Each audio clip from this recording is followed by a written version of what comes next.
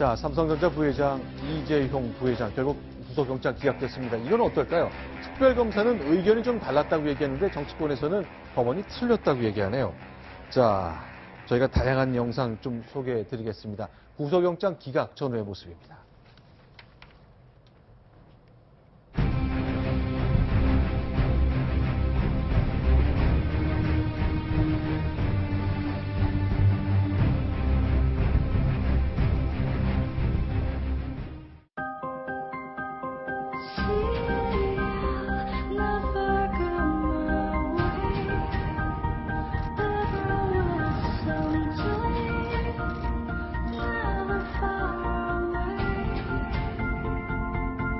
알다가도 모르겠구나.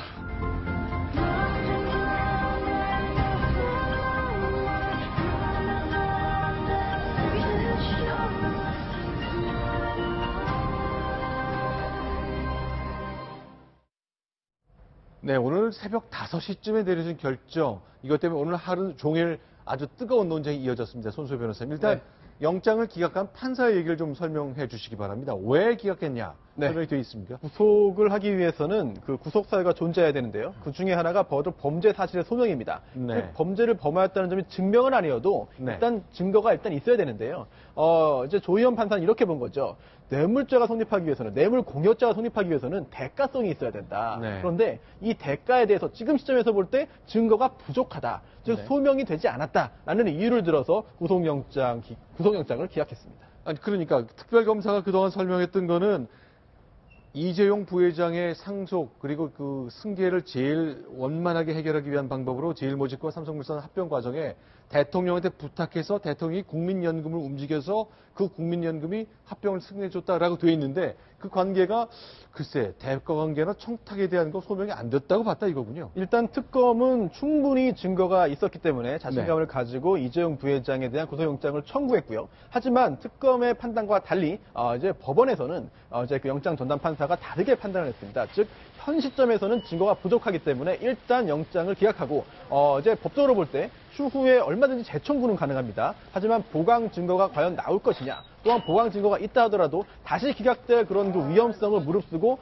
특검이 재청구할 수 있을 것이냐라는 점에 대해서는 부정적인 평가가 우세적입니다. 재청구 가능성 좀 비판적으로 보십니까? 그렇습니다. 일단 오늘 특검이 이례적으로 10시에 바로 그 입장을 발표했는데요. 여기서는 추가적인 수사를 거쳐서 어떻게 대응할지를 결정하겠다라고 했는데 가능성은 열어두었습니다만 과연 다시 기각될 가능성을 무릅쓰고 재청구할 것이냐, 이 부분에 대해서는 좀 회의적이고요. 또한 또 신동빈 전 회장이나 아니면 최은영 한진그룹 한진해운 회장에 대해서도 일단 기각된 다음에 재청구 가능성이 있었습니다만 재청구하지 않고 불구속 기소만 했거든요. 이런 점도 참고될 사항으로 보입니다. 예, 그 외신에서도요, 이번 영장 기각이 뭐 일면톡으로 이렇게 실리고 있던데요. 삼성이 차지하는 우리나라에서의 그 위상, 경제에서 차지하는 위상이 워낙 크기 때문에 굉장히 초미의 관심인 것 같습니다. 그 삼성 자체만 해도 그런데 이 문제는 삼성만의 문제가 아니라 대통령 탄핵 그 심판이지 않습니까? 이 문제하고도 직결되는 문제입니다. 왜냐하면 대통령 탄핵 사유 중에 가장 큰 것이 뇌물죄 부분인데, 뭐 제3자 뇌물죄, 하여튼 뇌물과 관련된 부분인데 뇌물 공여자에 대해서 이 부분에서 영장이 기각이 됐기 때문에 그럼 뇌물을 받은 박 대통령 부분은 어떻게 되는 거냐?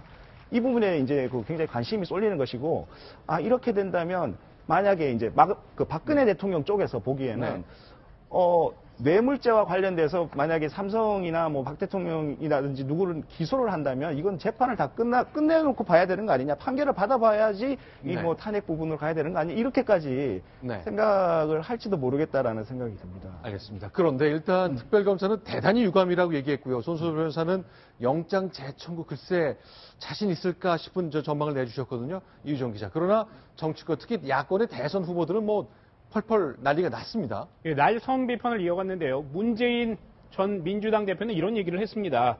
예상하지 못한 뜻밖의 결과다. 민심과 동떨어진 결과여서 정말 유감스럽다. 이것으로 특검의 수사가 위축돼서는 안 된다. 이런 입장을 내놨고요. 박원순 시장도 이래서 정권 교체해야 되고 시대 교체해야 된다. 그러니까 뭔가 법원이 봐줬다는 인상을 굉장히 강하게 풍기는 거군요. 네, 그렇습니다. 박원순 시장은 국민들이 멘붕에 빠졌다. 이렇게 깔끔하게 정리를 했고요. 안희정 충남도지사도 이런 얘기를 했습니다. 소명이 부족해서 영장이 기각됐다면 판단했다면 특검이 또 다른 조치를 취해야 하지 않겠느냐 이런 얘기를 했고 안철수 전 국민의당 대표는 다른 사람이었다면 기각을 했을까? 삼성 자신을 위해서도 제대로 처벌받는 게 훨씬 더 회사를 위해서 훨씬 더 도움이 될 것이다 이런 얘기를 했습니다. 자, 그럼 이건 어떻게 봐야 됩니까? 사실은 이제 법원, 그러니까 수사를 직접 했고 구속해달라고 했던 특별검사는 강한 유감, 우리는 좀 법원하고 생각이 달랐다고 얘기했는데 수사 기록 보지 않고 신문을 보고 방송을 본 정치인들은 절대 안 된다, 삼성이 이라 봐줬다는 의견을 좀 냈네요. 일단 저도 수사 기록 자체, 영장 청구서나 증거를 다 보지 못했기 때문에 조심스럽습니다만 네. 일단 그 국민 여론 그리고 정치권의 반응과 법리적인 판단이 다를 수가 있습니다. 네. 그런 부분이 극명하게 드러난 사례가 바로 이 이재용 부회장에 대한 영장 청구 기각인 것 같은데요. 법률적인 판단은 사실은 기록을 봐야 되고 법률가가 할 수 있습니다. 따라서 정치 또한도 그렇다 하더라도 또 정치인들이 여론에 기반해서 또한 네. 또 어떠어떠한 일이 있어야 된다. 그런 당위의 판단, 당위에 기반해서 어떤 여론에 기반해서 기초해서 의견을 피력하는 것도 당연히 또 해야 되는 일이고 할 수 있는 일이거든요. 네. 법률가는 법률로 판단하고 또한 또 정치인은 여론으로 판단하고 그 부분에서 차이점은 존재할 수밖에 없는 것 같습니다. 자, 일단 정치인들은 이제 언제부턴가 법원의 판결에 대해서 환영한다, 내지는 비판한다, 이런 말들 많이 내놨거든요. 이것도 비슷한 사례 중에 하나가 되지 않을까 싶습니다. 자, 이번에는 이재용 삼성전자 부회장 말고요. 조윤선, 김기춘, 전직 청와대 고위 관리들이 블랙리스트 관련해서 수사를 받고 있습니다. 영장 청구 예상되는데, 자, 저희 패널들의 의견을 좀 하나씩 여쭤봤으면 좋겠습니다. 먼저 허만섭 차장께 좀 여쭤보고 싶은데요. 자, 조윤선, 김기춘 두 사람 영장, 글쎄 예상할 수 있겠습니까? 어떤 생각 갖고 계세요? 구속 사유가 됩니까? 제 의견이 소수 의견일 수도 있겠는데, 이거 제 의견이 아니고 소수 의견을 좀 반영을 하자면, 예, 표현의 자유 측면에서 이게 만약에 표현의 자유를 어긴 그 행위라면 이 네. 부분은 도덕적으로 굉장히 맹비난을 받아야 된다고 생각을 합니다. 근데 네. 이런 유의 그 문건으로 인해서 네. 특검 수사 말고 이전에 고위공직자라든지 그 처벌받은 전례가 있는가 네. 이런 측면에서 좀 봐야 될 것 같고요. 그리고 뭐 예컨대 과태료 같은 것도 처음 시행할 때는 유예기간 같은 거 두지 않습니까? 네. 옛날에 노무현 정부 때도 네. 뭐 대못을 받겠다 뭐 이런 그 이념적으로 이렇게 가르는 네. 이런 그 시도들이 정권 차원에서 좀 있었고요. 그리고 이제 문학의 인사들이 네. 기존에는 자기 권리라든지 재산을 강탈당한 것이 아니라 네. 정부의 호혜적 지원에서 배제되는 네. 이런 부분이기 때문에 피해 정도가 조금 약하지 않느냐. 네. 이런 차원이면 물론 이제 그 이전에 그 비서관이라든지 전직 비서관이라든지 이미 구속이 된 상태이긴 하지만 네. 현직 장관을 이렇게 이런 정도 사안으로 구속하는 것은 조금 다툼의 여지가 있지 않나 이런 생각이나 이런 의견들이 좀 있는 것 같습니다. 자, 이제 신동에서 오랫동안 탐사보도 해오신 허만섭 차장 그런 의견을 주셨습니다. 법률가인 손수 변호사 네. 어떻습니까? 구속영장 발부 가능성이 네. 충분히 있어 보입니다. 영장 발부 가능성이 있다. 네, 충분히 있다고 판단되는데요.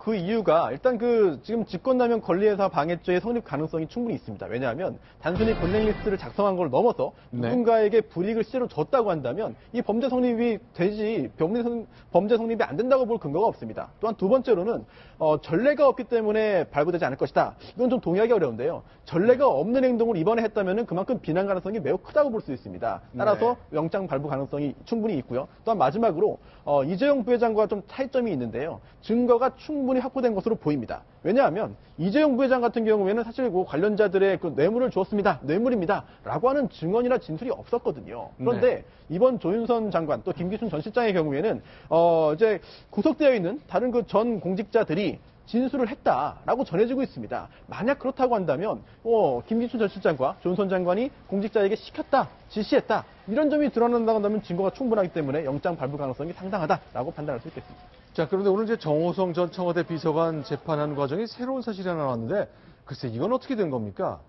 자, 대통령이 차명폰, 이른바 대포폰을 썼다는 것을 정호성 비서관이 인정했군요. 예, 그렇습니다. 정호성 비서관이 오늘 7차 변론기일에 참석해서 헌법재판소에서 이런 얘기를 했는데 재판관 이런 질문을 합니다. 차명폰을 대통령이 쓰느냐 그렇더니 답변을 좀 머뭇거리다가 대통령과도 그렇다 이렇게 해서 대통령이 차명폰을 쓴다 이런 얘기를 했고요. 과거 정권부터 도청, 감청 이런 논란들이 있었다. 권력자들한테 그런 것이 있었기 때문에 우리 정치의 아픈 부분으로 위험성을 대비하기 위해서 차명폰을 사용할 수밖에 없었다. 이런 답변을 해놓았습니다. 근데 이게 도청 감청이라는 게요. 대통령과 부속 비서관이 통화하는 거를 누가 도청하는 거죠? 국가정보원이 다 하나요? 어떻습니까? 그건 아니면 민정수석 비서관실에서 하게 되는 겁니까? 예, 도청 감청이라는 것은 보통 그 네. 국가정보원에서 하는 건데 대통령의 휴대폰을 네. 국가정보원이 도청한다는 것은 좀 상식 밖의 생각이라고 들고요. 네. 일단 그 비선 실세에게 국가 기밀 문서를 이렇게 그 출납하는 이런 과정에서 만약 그 폰이 쓰여졌다면 예, 그런 부분에 있어서는 약간 법과 원칙에 어긋나는 부분이 아니냐. 예, 대포폰 사용하는 것이. 자, 그러면요. 또 하나 오늘 정호성 비서관이 얘기한 게, 자, 최순실 씨가 대통령 원고 고치는 얘기 했잖아요. 보니까 실제로 고치기도 했는데, 좋은 건 썼고 아닌 건 버렸다. 뭐 이런 취지의 설명을 내놓네요.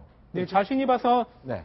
잘 고친 것은 반영하고 네. 그렇지 못한 것은 자기가 좀 더 첨삭도 하고 대통령도 또 나중에 가서 또 고쳤다. 그렇기 때문에 문제가 될 거 없다. 그리고 이런 것들 하는 것들은 여러 사람들이 함께 공동으로 별직장도 맡으면 낫다. 이런 차원에서 했기 때문에 뭐가 문제가 되느냐 이런 답변을 했습니다.